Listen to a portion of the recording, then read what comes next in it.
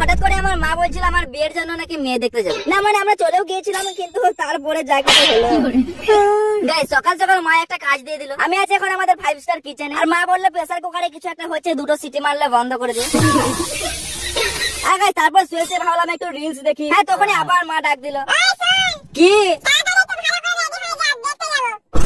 মা দেখতে যাবো বলছে, মানে নিশ্চয় আমার বিয়ের জন্য মেয়ে দেখতে যাবে। আরে আমার তো স্বপ্ন পূরণ হয়ে গেল, চলো চলো একটু ডান্স করে নি।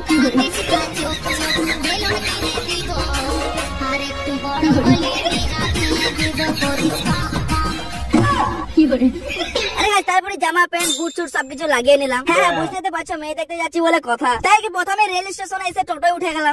আমার সঙ্গে কিন্তু আমার মাও আছে, না থাক মাকে দেখাচ্ছে না। প্রায় 2-3 দিন জার্নি করার পর চলে গেলাম মা আর আমি আমার শ্বশুর ঘর। আবে এটা তো হসপিটাল। ও মা হসপিটালের ভেতর কি মেয়ে আছে?